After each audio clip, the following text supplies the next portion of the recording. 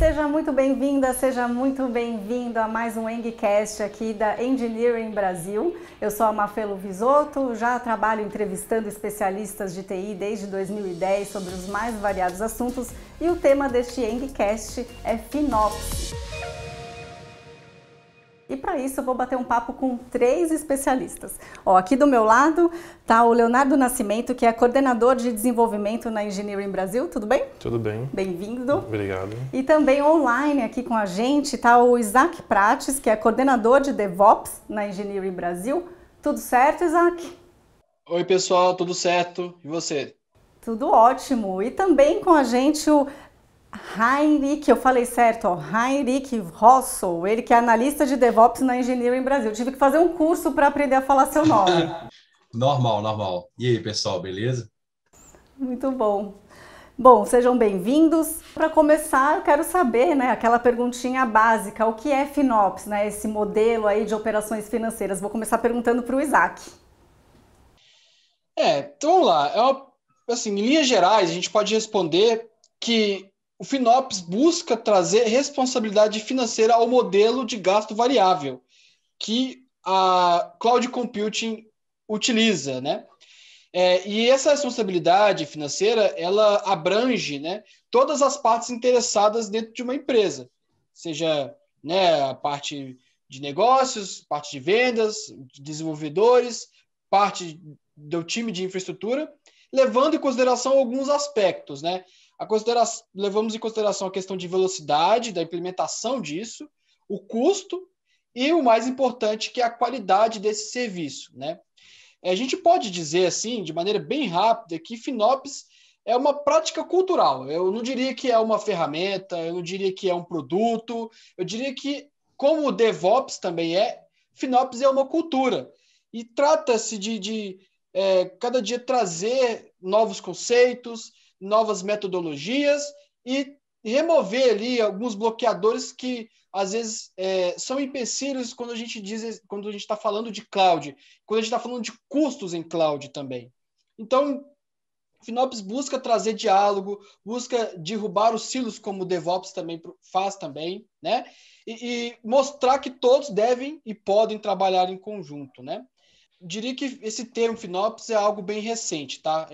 De 2019, 2020, onde essa conversa ela tem ficado mais aflorada, e algumas organizações como a FinOps Foundation são essas organizações que mantêm essa metodologia. Ela veio agora recentemente com um workbook de como trabalhar e de como faz essa cultura de FinOps dentro de uma organização. Eu diria que, assim, em linhas gerais, é isso. E, Isaac, quais são os princípios básicos e os stakeholders de FinOps? Eu vou falar aqui sobre as partes, sobre essa questão dos princípios básicos,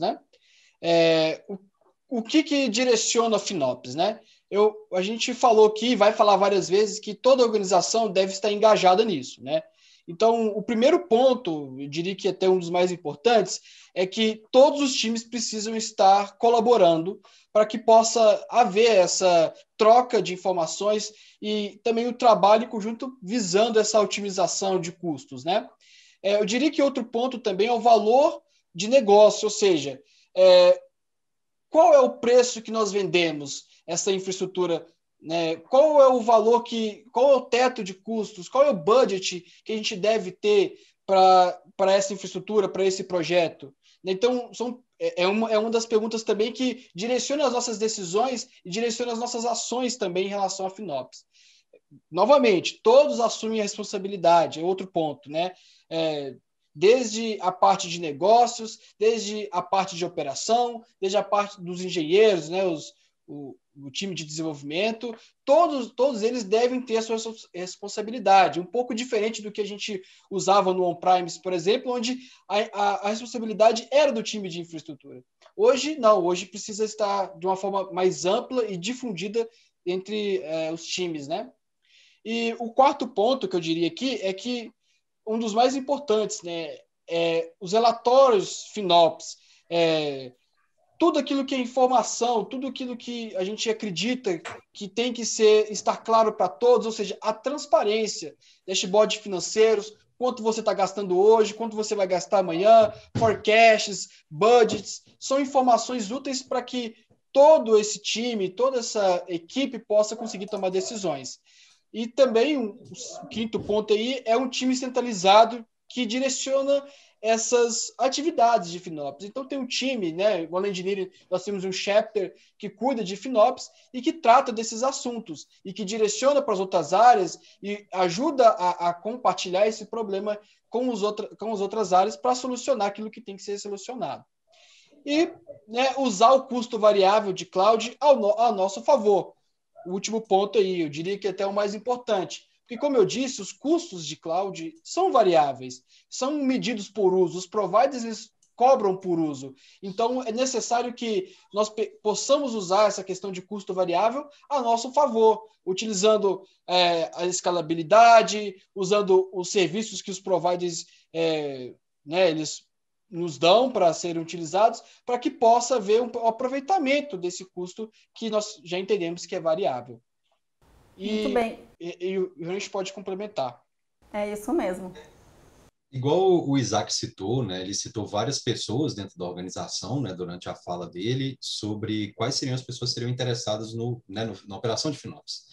Eu falaria que todo mundo dentro da empresa que tem a ideia de desenvolver e operar da maneira mais enxuta possível, né, sem impactar, lógico, disponibilidade, performance do ambiente, né, e tipo, todo mundo que quer ver a empresa crescer, né, entregar melhor serviço com a melhor qualidade possível e com a melhor eficiência, né?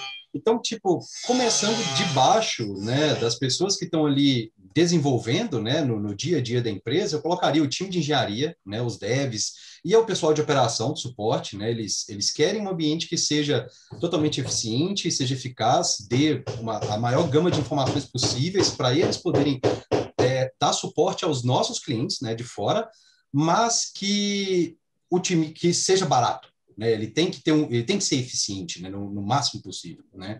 O próprio time Cloud FinOps, que é a galera ali que vai estar de frente, né, encabeçando essa história toda e falando assim, gente, vamos fazer, mas vamos fazer o melhor possível.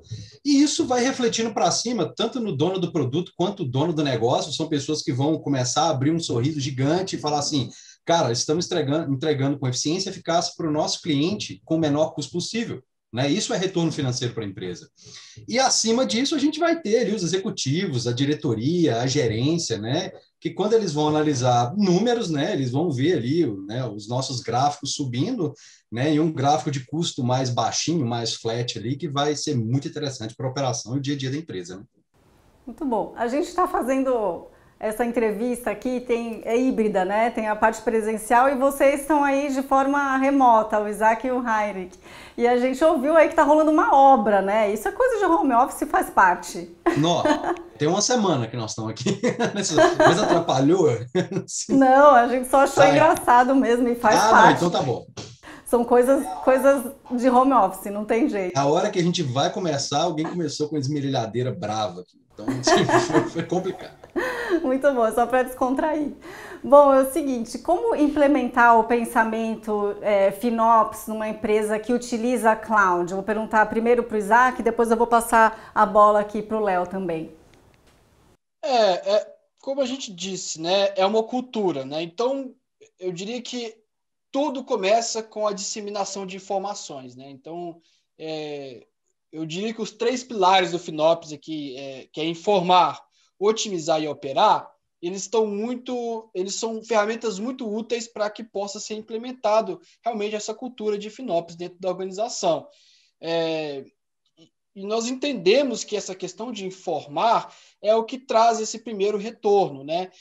A gente entende que não é mais uma equipe de compras ou de finanças que cuida desses custos. É uma equipe multifuncional, como nós dissemos isso, e repito novamente, é um time completo, tratando disso, falando disso, né? E agora a responsabilidade de custos não é só de uma área, é de todos, né? Então, assim, a primeira parte, eu diria que é informar, é trazer essa quebra de paradigmas, a gente gosta de usar esse termo de destruir o silo entre as áreas, né? E de ser algo que possa ser compartilhado, né? a gente reúne tecnologia, a gente reúne negócios, a gente reúne finanças para discutir qual é a melhor prática, qual é a melhor ideia, como nós podemos sair do outro lado, como nós podemos trazer qualidade para o cliente final com um custo otimizado, com algo que traga saúde financeira para a organização também. Então, quando esses times se juntam para conversar, com certeza, né, ainda mais uma empresa como a Engineering, que só tem monstro, realmente vai sair coisas muito legais do outro lado, né? Então, sim, eu diria que mostrando que a responsabilidade é de todos, né? Eu diria que todos nós temos parte disso e que nós somos, né, os mais interessados nisso, né? Então, começa com informação, depois a gente começa a utilização de ferramentas na parte de otimização que o Léo vai falar, e depois na parte de operação também. Mas, assim, em linhas gerais, é isso. Léo? Baseado em todo o que o Isaac falou de FinOps e como a gente garante que a gente tenha custo baixo, desempenho bom, alta escalabilidade, a gente participa de várias reuniões em conjuntos, né? Identificando alguns pontos vulneráveis em questão de custo que possa aumentar muito e como fazer isso dinâmico, né? Como deixar com que a nossa aplicação seja com uma escalabilidade bem alta e com um desempenho atrelado a custo que caiba no bolso do nosso cliente. Então, antes mesmo de a gente colocar isso em prática, a gente faz vários testes alinhados a esses pontos que eu comentei, para conseguir chegar na melhor configuração possível. Essa configuração seria configuração de CPU, configuração de memória, configuração de HPA, que seria em qual desses limites que ele atingir que ele vai começar a escalar, para que ele tenha realmente o uso necessário e não algum uso desnecessário no ambiente, que esteja causando uma perca de custos, né, que a gente poderia utilizar para outras coisas. Perfeito. Falando em custos, Isaac, quais são os passos para otimizar os custos aí, trazer benefícios no ambiente de produção? Então, são alguns passos, né? Diria que o primeiro é trazer essas informações para os times de negócio. Trazendo isso de forma fácil, né? O FinOps, ele procura dar a informação de maneira bem simples, de maneira bem, vamos dizer assim, visual, assertiva, objetiva. Então, tá lá o custo que você tem, a ascendência de custo, qual é o budget que a gente definiu para esse ambiente, estamos ultrapassando, não estamos ultrapassando, ou seja, gerar o máximo de informações que a gente possa conseguir e mostrar isso para as partes interessadas mesmo, né? E a gente utiliza muitos dashboards, né? Dashboards que mostram o quanto a aplicação está sendo utilizada, dashboards que mostram o quanto de infra você está utilizando, quais serviços de infra você está utilizando, quais que podem ser reduzidos, quais que devem, por exemplo, aumentar, né? Baseado nisso que o Léo falou de escalabilidade, definir ali budgets mesmo e automatizar envios de reportes diários, ou seja, trazendo essa informação, essa transparência para todos aqueles que precisam dessa informação, para que, por exemplo, quando a conta chegar, a gente não tenha uma surpresa, né? Então, assim, eu acredito que o primeiro passo seja esse, a parte de informação. Heineck, você poderia complementar para a gente? Tem um case muito interessante que aconteceu conosco, quando a gente precisava otimizar. Nós desenvolvemos, na verdade, uma solução nova, e esse programa, né, essa aplicação, precisava fazer um handling de diversas mensagens e com um throughput muito grande, e ela não estava performando o tanto que a gente esperava. E isso a gente viu através de um dashboard, né? E essa não performance, ela ia impactar num custo altíssimo, né, no final do mês. Então a gente simplesmente chegou e falou assim, cara, vamos mudar de tecnologia, mudar de linguagem, mudar de framework, isso. E para fazer um teste, uma experimentação, né, nós pegamos simplesmente o código perfeito do jeito que ele estava escrito numa linguagem e convertemos para uma outra linguagem, né? Pegamos linha por linha e convertemos para exatamente saber como essa aplicação ia se comportar numa outra linguagem e se essa performance ia aumentar. E simplesmente, nos melhores casos, o ganho de performance foi de 20 vezes, né? E nos piores casos, questão de 5 vezes. Né? Então, quando você pensa em instâncias dessa aplicação rodando, a gente teve mais ou menos 1.500 instâncias a menos por segundo sendo executados, porque era um throughput muito grande, tá? Mas a gente teve 1.500 instâncias dessa aplicação rodando a menos por segundo. Então, tipo, isso, quando você pensa rodando 24/7, 30 dias, é um custo gigante que é menor, né? Então, por isso que o pensamento FinOps tem que estar ali desde a etapa que você está fazendo o design de uma solução, ou então iniciando um projeto, sempre martelando aquela ideia ali de como que eu posso melhorar isso aqui, ou fazer uma pequena mudança ali, ou então lançar a mão de uma outra tecnologia que vai me dar mais performance nesse caso, né? Porque uma tecnologia pode performar melhor em determinados ambientes, né? Então, tipo, foi um case muito interessante, a gente compartilhou interno e é o que prova que a gente tem que sempre estar pensando nisso, né? Nessa questão de entregar mais com menos, né? Que é a base do FinOps ali, vamos falar, né?